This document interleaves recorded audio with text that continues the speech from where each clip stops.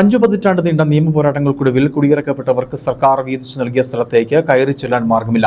1971 over Periyar പദ്ധതിയുടെ ഭാഗമായി കുടിയിറക്കിയ 72 കുടുംബങ്ങൾക്ക് ചിന്നക്കനാലിൽ നൽകിയ ഭൂമിയിലേക്ക് എത്തുന്നതിന് ഉപയോഗിക്കുന്ന റോഡിന്റെ ഉടമസ്ഥാവകാശം ഉന്നയിച്ച് സ്വകാര്യ സ്കൂൾ ഹൈക്കോടതിയിൽ നിന്നും സ്റ്റേ വാങ്ങിയതോടെയാണ് ഇവർ വീണ്ടും നിയമക്കുരുക്കിൽപ്പെട്ട് ദുരിതമനുഭവിക്കുന്നത്.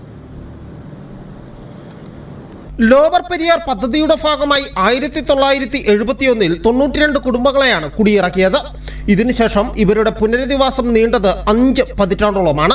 2023 ചിന്നക്കനാൽ മൗണ്ട് ഫോർട്ട് സ്കൂൾ കൈയടക്കി വെച്ചിരുന്ന സർക്കാർ ഭൂമി തിരിച്ചുപിടിക്കുകയും പിന്നീട് 72 കുടുംബങ്ങൾക്ക് 15 സെന്റ് വീതം പട്ടയം അനുവദിച്ച ഫ്ലോട്ട് തിരിച്ച് നൽകുകയും ചെയ്തത്. ഭൂമിയിലേക്കുള്ള റോഡ് കടന്നു പോകുന്നത് സ്കൂളിന്റെ ഗേറ്റ് കടന്നാണ്.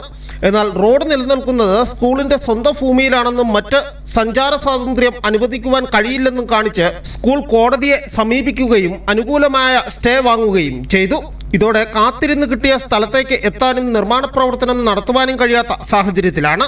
അതേസമയം കുടുംബങ്ങളുടെ പുനരധിവാസം സാധ്യമാക്കുന്നതിന് ഇടപെടൽ നടത്തുമെന്ന് ചിന്നക്കനാൽ ഗ്രാമപഞ്ചായത്ത് പ്രസിഡന്റ് NM ശ്രീകുമാർ പറഞ്ഞു. നീണ്ട നാളത്തെ ഇടവേളയ്ക്ക് ശേഷമാണ് 72 വർഷത്തെ കാത്തിരിപ്പിന് ശേഷമാണ് ചിന്നക്കനാലിൽ ഭൂമി നഷ്ടമായവർക്ക് ഭൂമി നൽകിയത്. സർക്കാർ ഭൂമി നൽകിയെങ്കിലും അങ്ങോട്ട് പോകാനുള്ള വഴി മോൺഫോർട്ട് സ്കൂളുകാർ അടച്ച് ഗേറ്റിട്ട് പൂട്ടി വച്ചിരിക്കുകയാണ്. അവർക്ക് പോകാനുള്ള ഒരു സാഹചര്യമില്ലാത്തൊരവസ്ഥ വന്നു കഴിഞ്ഞാൽ ജനങ്ങളുടെ ഒപ്പം നിന്നുകൊണ്ട് സ്കൂളിൻ്റെ മാനേജ്മെൻറ്റുമായി ചർച്ചയ്ക്ക് പഞ്ചായത്ത് തയ്യാറാകും. അതേസമയം സ്കൂൾ അവകാശവാദം ഉന്നയിക്കുന്ന റോഡ് റവന്യൂ ഭൂമിയിലൂടെയാണെന്നും കോടതിയെ തെറ്റിദ്ധരിപ്പിച്ചാണ് അനുകൂല വിധി സമ്പാദിച്ചതെന്നും ആരോപണമുണ്ട്. അതുകൊണ്ട് തന്നെ സ്കൂളിന്റെ മുഴുവൻ ഭൂമിയും കൃത്യമായി സർവേ നടത്തുകയും പ്രശ്നം പരിഹരിക്കുന്നതിന് അടിയന്തര നടപടി സ്വീകരിക്കണമെന്നുമാണ് ഉയരുന്ന ആവശ്യം. News bureau, Udumbanchola.